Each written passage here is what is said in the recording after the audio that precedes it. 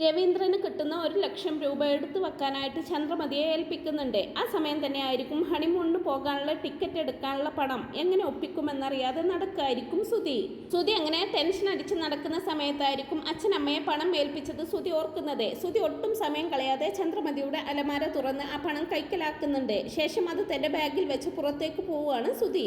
പിന്നീട് അങ്ങനെ വൈകിട്ട് ഒന്നും അറിയാത്തതുപോലെ ജോലി കഴിഞ്ഞ് തിരിച്ചെത്താണെന്നുള്ള വ്യാജേന നേരെ ശ്രുതിയുടെ അടുത്തേക്ക് വരുന്നുണ്ട്. നെക്സ്റ്റ് വീക്ക് തന്നെ ആൻഡമാനിലേക്ക് പോകാം, ഞാൻ ടിക്കറ്റ് ബുക്ക് ചെയ്തിട്ടുണ്ട്, ഇതാ എൻ്റെ ഫസ്റ്റ് സാലറി ആണെന്നും പറഞ്ഞുകൊണ്ട് അതിൽ നിന്നും മാറ്റിവെച്ച് കുറച്ച് പണം എടുത്ത് ശ്രുതിയെ ഏൽപ്പിക്കുന്നുണ്ട്. അത് കാണുന്നതും ഒരുപാട് സന്തോഷമാകുന്നുണ്ട് കേട്ടോ ശ്രുതിക്ക്. എനിക്ക് ഒരുപാട് സന്തോഷമായി സുധി, ഞാൻ ഇതുവരെ ഒരുപാട് സമ്പാദിച്ചിട്ടുണ്ട്, പക്ഷെ ഈ പണം കയ്യിൽ വന്നപ്പോൾ അന്നൊന്നും ഇല്ലാത്ത ഒരു സന്തോഷമാണ് എനിക്കെന്നൊക്കെ പറയുമ്പോൾ അതെന്താ അങ്ങനെയെന്ന് സുധി ചോദിക്കുമ്പോൾ, ഞാൻ ചോദിക്കാതെ തന്നെ നിന്റെ ഫസ്റ്റ് സാലറി എൻ്റെ കയ്യിൽ വെച്ച് തന്നില്ലേ, അതും ഞാൻ പറഞ്ഞ ജോലിക്ക് പോയി കിട്ടിയ ആദ്യത്തെ സാലറി, എനിക്ക് ഒരുപാട് സന്തോഷമായി. ഒട്ടും ഇഷ്ടമില്ലാതെയല്ലേ നീ ഞാൻ പറഞ്ഞ ജോലിക്ക് പോയത്, ആ ജോലിയും നീ ഉപേക്ഷിക്കും എന്നാണ് ഞാൻ കരുതിയിരുന്നത്, പക്ഷെ നീ ആദ്യത്തെ സാലറി വാങ്ങി, ഇപ്പൊ എനിക്ക് നിന്നെ വിശ്വാസമായി സുധി. നീ കണ്ടോ സുധി, ഈ ജോലിയിൽ നീ നല്ല ഉയർച്ചയിലെത്തും, നിന്നെ കളിയാക്കിയവരൊക്കെ നിന്റെ മുന്നിൽ തല കുനിച്ച് നിൽക്കുന്നത് എനിക്ക് കാണണമെന്നൊക്കെ പറഞ്ഞ് സന്തോഷത്തോടെ അവനെ കെട്ടിപ്പിടിക്കുകയാണ് കേട്ടോ അവള്. പിന്നീട് എവിടെയോ പോകാനൊരുങ്ങുന്ന ചന്ദ്രമതിക്ക് ഫിനാൻസ് കമ്പനിയിൽ നിന്നും വിളിച്ചിട്ട് ഈ മാസത്തെ പലിശ അടിച്ചില്ലല്ലോ, എപ്പോൾ അടക്കുമെന്നൊക്കെ ചോദിക്കുമ്പോ ഞാനിതാ ഇപ്പോൾ അങ്ങോട്ട് വരാനിരിക്കുകയാണ്, ഇന്നത്തോടെ നിങ്ങളുടെ മുഴുവൻ പലിശയും ഞാൻ അടച്ചു തീർക്കുമെന്നും പറഞ്ഞുകൊണ്ട് ഫോൺ കട്ട് ചെയ്യുകയാണ് ചന്ദ്രമതി. തുടർന്ന് അലമാര തുറന്ന് പണം എടുക്കാനായിട്ട് നോക്കുന്ന സമയം ആ പണം അവിടെ ഉണ്ടാവില്ല. ഇവിടെയാണല്ലോ ഞാനിത് വെച്ചത്, എവിടെ പോയെന്നൊക്കെ ചോദിച്ച് വെപ്രാളത്തോടെ ആ പണം അവിടെ തിരയാണ് ചന്ദ്രമതി. സമയം അവിടേക്ക് വരുന്ന രവീന്ദ്രനോട് ആവശ്യമുള്ളത് വാങ്ങിക്കോന്നും പറഞ്ഞ് നിങ്ങൾ ആ പണം എന്നെ ഏൽപ്പിച്ചതല്ലേ, എന്നിട്ട് അത് മുഴുവൻ നിങ്ങൾ തന്നെ എടുത്തോന്നൊക്കെ ചോദിക്കുമ്പോൾ എന്തെടുത്ത കാര്യമാണ് ഈ പറയുന്നതെന്ന് ചോദിക്കുന്നുണ്ട്. 1,00,000 രൂപയുടെ കാര്യമാണ് ഞാൻ ചോദിക്കുന്നതെന്നൊക്കെ പറയുമ്പോൾ അത് ഞാൻ നിന്റെ അടുത്ത് തന്നതല്ലേ എന്ന് രവീന്ദ്രൻ പറയുന്നതും അപ്പൊ നിങ്ങൾ എടുത്തില്ലേ, പക്ഷെ ഞാൻ വെച്ച ഇടത്ത് കാണുന്നില്ലല്ലോ എന്നൊക്കെ പറയുമ്പോ അവിടെ പോവാനാ, നീ ശരിക്ക് നോക്ക്, അത് അവിടെ തന്നെ കാണുമെന്നും പറഞ്ഞുകൊണ്ട് രവീന്ദ്രനും കൂടെ തിരയാൻ കൂടുന്നുണ്ടെങ്കിലും അത് കണ്ടുപിടിക്കാൻ സാധിക്കുന്നില്ല. ചന്ദ്രമതി ടെൻഷനോടെ ഹോളിലേക്ക് വന്ന് സുധിയെ വിളിക്കുന്നുണ്ട്. അച്ഛൻ എന്നെ ഏൽപ്പിച്ച പണം ഞാൻ കവറോട് കൂടി ഷെൽഫിൽ വെച്ചിരുന്നു, അത് നീ കണ്ടിരുന്നോ എന്നൊക്കെ ചോദിക്കുമ്പോ അത് എനിക്ക് എങ്ങനെ അറിയുമെന്നോ ഒന്നും അറിയാത്തതുപോലെ പറയുകയാണ് സുധി. സമയം തന്നെ ജോലിക്ക് പോകാൻ റെഡിയായിട്ട് അവിടേക്ക് വരുന്ന ശ്രീകാന്തിനോടും ചോദിക്കുന്നുണ്ട്, 1,00,000 രൂപ നീ നിന്റെ ചിലവിനെങ്ങാനും എടുത്തിരുന്നോ എന്നൊക്കെ ചോദിക്കുമ്പോൾ എനിക്ക് എന്താ അമ്മ 1,00,000 രൂപയുടെ ചിലവ്, ഞാൻ എടുത്തിട്ടില്ലെന്ന് പറഞ്ഞ് കൈമലർത്തുകയാണ് ശ്രീകാന്തും. അത് എവിടെ പോയെന്നൊക്കെ പറഞ്ഞ് ചന്ദ്രമതി ഇങ്ങനെ ടെൻഷൻ അടിച്ച് നിൽക്കുന്ന സമയത്ത് തന്നെയായിരിക്കും സച്ചിയും രേവതിയും കൂടി റൂമിന് പുറത്തേക്ക് വരുന്നത്. അവരെ കാണുന്ന ചന്ദ്രമതി ശ്രീകാന്തിനോടായിട്ട് എടാ അവർക്കറിയോന്ന് ചോദിച്ചു നോക്കടാ എന്നൊക്കെ പറയുമ്പോൾ എന്താ അറിയുമോന്നാ ഈ ചോദിക്കുന്നതെന്ന് ചോദിക്കുന്നുണ്ട് സച്ചി. ഇതോ പണം കാണുന്നില്ലെന്ന് പറയുമ്പോൾ ഈ വീട്ടിൽ പണം കാണാതായിട്ടുണ്ടെങ്കിൽ അത് ആദ്യം ഇവനോടാണ് ചോദിക്കേണ്ടതെന്നും പറഞ്ഞ് സുധിയെ നോക്കുന്നുണ്ട് സച്ചി. ഏത് പണമാ കാണാതെ പോയതെന്നൊക്കെ ചോദിക്കുമ്പോ എനിക്ക് കിട്ടിയ 1,00,000 രൂപയില്ലടാ അതെന്ന് പറയണതും അത് പോയോ അച്ഛാ, ഇത് കൊണ്ടൊക്കെയാ ഞാൻ അന്നേ പറഞ്ഞത് ഇവരുടെ കയ്യിലൊന്നും കൊടുക്കാതെ അച്ഛൻ തന്നെ അത് എടുത്തു വെച്ചോന്ന്, എന്നിട്ട് അച്ഛൻ അത് കേട്ടില്ലല്ലോ, ഇനി അനുഭവിച്ചോന്നൊക്കെ പറയുകയാണ് സച്ചി. രേവതി നീ എങ്ങാനും റൂം ക്ലീൻ ചെയ്തപ്പോൾ കണ്ടിരുന്നോ എന്നൊക്കെ ചോദിക്കുമ്പോ ഇല്ലമ്മേ, ഞാനിപ്പോൾ അമ്മയുടെ റൂമിലേക്ക് വരാറില്ലല്ലോ, അമ്മയുടെ റൂം അമ്മ തന്നെ ക്ലീൻ ചെയ്തോളാമെന്ന് പറഞ്ഞതല്ലേ എന്നൊക്കെ പറയുമ്പോ പിന്നെ ആ പണം എവിടെ പോയി, ഞാൻ കറക്റ്റ് ആയിട്ട് ആ കവറോട് തന്നെ വെച്ചതാണല്ലോ എന്നൊക്കെ പറയുമ്പോ ഈ എവിടെയാ വെച്ചതെന്ന് ഒന്നുകൂടി ആലോചിച്ച് നോക്കെന്ന് പറയുന്നുണ്ട് രവീന്ദ്രൻ. അയ്യോ ഇല്ലെന്നേ, വെച്ചത് എനിക്ക് നല്ല ഓർമ്മയുണ്ട്, നിങ്ങൾ തന്ന കവറിൽ നിന്നും 1 രൂപ പോലും എടുക്കാതെ അതുപോലെ തന്നെ വെച്ചതാണെന്നൊക്കെ പറയുമ്പോൾ അങ്ങനെയാണെങ്കിൽ ആ പണം എവിടെ പോയെന്ന് അറിയണമല്ലോ എന്ന് പറയുകയാണ് രവീന്ദ്രനും. ചന്ദ്രമതി കുറച്ചു നേരം ആലോചിച്ച് എന്തോ മനസ്സിലായതുപോലെ രേവതിയെ നോക്കുന്നുണ്ട്. ഇപ്പൊ എനിക്ക് മനസ്സിലായി, പണം പോയ വഴി ഇപ്പൊ എനിക്ക് പിടികിട്ടിയെന്നൊക്കെ പറയുമ്പോൾ ടെൻഷനോടങ്ങനെ നിൽക്കുകയാണ് കേട്ടോ സുധിയുടെ മുഖം മാറുന്നതെല്ലാം സച്ചി ഇങ്ങനെ ശ്രദ്ധിക്കുന്നുണ്ട്. എനിക്ക് മനസ്സിലായെന്നും പറയുന്ന ചന്ദ്രമതി നേരെ വന്ന് രേവതിയുടെ കൈ പിടിച്ച് തിരിച്ചു നിർത്തുന്നുണ്ട്. ഇവളുടെ അനിയനായിരിക്കും ആ പണം കട്ടോണ്ട് പോയതെന്നൊക്കെ പറയുമ്പോ അമ്മ എന്തൊക്കെയായി പറയുന്നത്, നേരത്തെ എടുത്തെന്ന് പറയാൻ അമ്മയ്ക്ക് എങ്ങനെ തോന്നിയെന്നൊക്കെ പറയുമ്പോ എന്താ അവൻ എടുത്താൽ പൊങ്ങില്ലേ, അവൻ കള്ളനല്ലേ, ആദ്യം ഇവന്റെ ബൈക്ക് കട്ടോണ്ട് പോയി, അതാ ഈ പണവും അവൻ തന്നെ ആയിരിക്കും എടുത്തോണ്ട് പോയത്, അതിനാണ് അവൻ ഇന്നലെ ഇവിടെ വന്നത്, എനിക്കതിൽ ഉറപ്പുണ്ടെന്നൊക്കെ പറയുകയാണ് ചന്ദ്രമതി. ചന്ദ്രേ വെറുതെ വായിൽ തോന്നിയത് വിളിച്ച് പറയാതെ എവിടെ വെച്ചതെന്ന് ഒന്നുകൂടി ഓർത്ത് നോക്കെന്നൊക്കെ പറയുമ്പോ ഞാൻ പറഞ്ഞത് തന്നെയാ തന്നെയാ സത്യം. ഇവളുടെ അനിയൻ എടുത്തോണ്ട് പോയത് തന്നെയാണ്.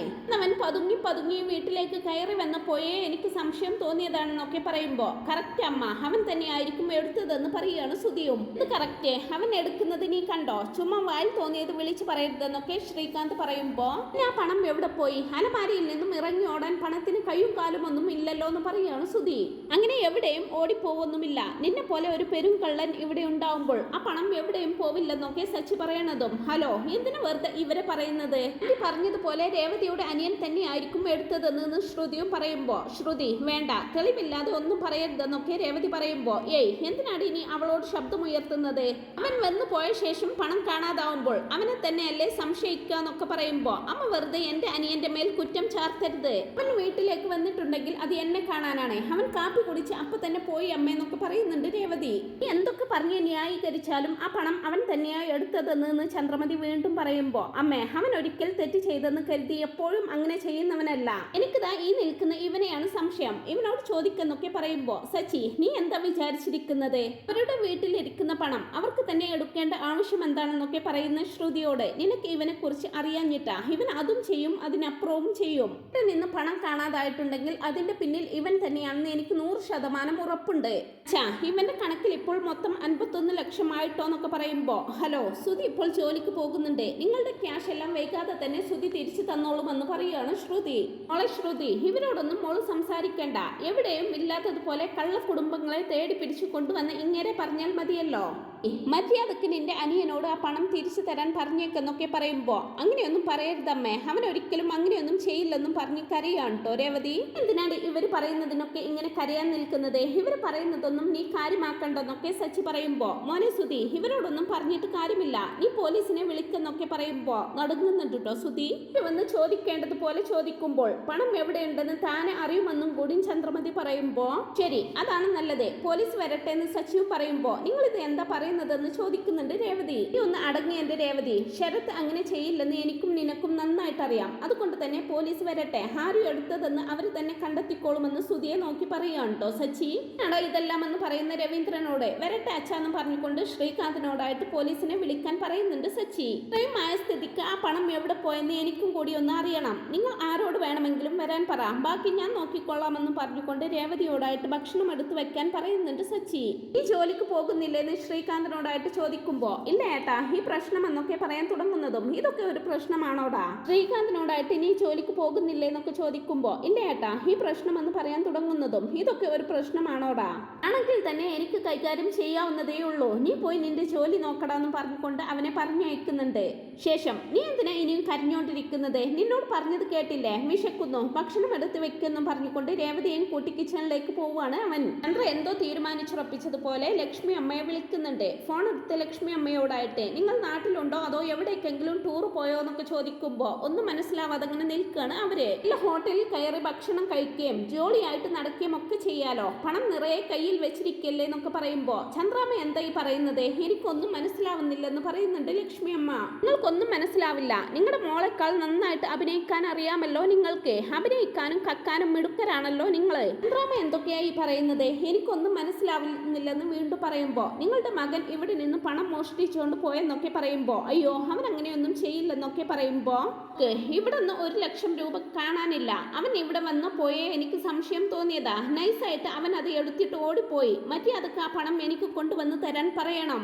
അരമണിക്കൂറിനകം ആ പണം എന്റെ കയ്യിലെത്തണം, ഇല്ലെങ്കിൽ എന്നെ നിങ്ങൾക്ക് അറിയാമല്ലോ, അടുത്ത സെക്കൻഡിൽ പോലീസ് അവിടെ എത്തുമെന്നൊക്കെ പറഞ്ഞ് അവരെ ഭീഷണിപ്പെടുത്തുന്നുണ്ട്. ഫോൺ വെച്ചതിന് ശേഷം കരഞ്ഞോണ്ടിരിക്കുന്ന ലക്ഷ്മി അമ്മയോട് കാര്യം അന്വേഷിക്കുകയാണ് ദേവു. ദേവുവിനോട് കാര്യങ്ങൾ പറയുമ്പോ അത് കേട്ട് ശരത്ത് അവിടേക്ക് വരുന്നുണ്ട്. അമ്മ എന്തൊക്കെയായി പറയുന്നത്? ഞാൻ എടുത്തിട്ടില്ലെന്നൊക്കെ ശരത്ത് പറയുമ്പോ നീ എടുത്തെന്ന് ഞാൻ പറഞ്ഞില്ലല്ലോ, പക്ഷെ ഇപ്പൊ ആ കുറ്റം നിന്റെ മേലെ വന്നില്ലേ എന്നൊക്കെ പറയുമ്പോ എന്താ അമ്മ അവർ വിചാരിച്ചിരിക്കുന്നത്? അവരുടെ വീട്ടിൽ നിന്ന് പണം കാണാതായിട്ടുണ്ടെങ്കിൽ ഉടനെ തന്നെ ഇവൻ എടുത്തതാണെന്ന് പറയുമോ? അങ്ങനെ വിട്ടാൽ പറ്റില്ലമ്മേ, നമുക്ക് ചോദിക്കണമെന്നും പറഞ്ഞുകൊണ്ട് ശരത്തും ദേവും കൂടി ലക്ഷ്മി അമ്മയെ കൂട്ടി സച്ചിയുടെ വീട്ടിലേക്ക് വരുന്നുണ്ട്. എന്നാൽ അവിടെ വന്ന് ബഹളം ഉണ്ടാക്കാൻ ഒരുങ്ങുന്ന ശരത്തിനെയും ദേവികയും തടയാണ് ലക്ഷ്മി അമ്മ. നമ്മൾ കാരണം രേവതി മോൾക്ക് ഇവിടെ ഒരു ബുദ്ധിമുട്ടും ഉണ്ടാകരുത്, അമ്മ ചോദിച്ചോളാം, നിങ്ങളൊന്ന് സമാധാനമായിട്ടിരിക്കെന്നൊക്കെ പറഞ്ഞ് അവരെ ആശ്വസിപ്പിക്കുന്നുണ്ട്. വീട്ടിലെത്തുന്ന എത്തുന്ന രേവതിയുടെ കുടുംബത്തെ വളരെ മോശമായിട്ടുള്ള രീതിയിൽ അപമാനിക്കുകയാണ് കേട്ടോ ചന്ദ്രമതി വീണ്ടും. സച്ചിയും രവീന്ദ്രനും ഒക്കെ ചന്ദ്രമതിയുടെ വാ അടപ്പിക്കാൻ ശ്രമിക്കുന്നുണ്ടെങ്കിലും ചന്ദ്രമതി തന്റെ നാവാട്ടം നിർത്താൻ ഉദ്ദേശിക്കുന്നില്ല. അവർ പലതും പറഞ്ഞ് ലക്ഷ്മി അമ്മയെയും കുടുംബത്തെയും ആക്ഷേപിക്കുകയാണ് ചെയ്യുന്നത്. ആ ഒരു ബഹളത്തിനിടയിലേക്കായിരിക്കും സുധി ബുക്ക് ചെയ്ത ടിക്കറ്റുമായിട്ട് ട്രാവൽസിൽ നിന്നും ആൾ വരുന്നത്. സാർ, നിങ്ങളുടെ ടിക്കറ്റും ബാലൻസ് എമൗണ്ടുമാണെന്നും പറഞ്ഞുകൊണ്ട് അയാൾ ഒരു കവർ സുധിയെ ഏൽപ്പിക്കുന്നുണ്ട്. അയാൾ സുധിയെ ഏൽപ്പിച്ച ബാലൻസ് തുക കൊടുത്ത കവറ് രവീന്ദ്രൻ ചന്ദ്രയെ ഏൽപ്പിച്ച അതേ കവറായിരിക്കൂട്ടോ. അത് കാണുന്നതും സച്ചിക്ക് കാര്യം മനസ്സിലാവുന്നുണ്ട്.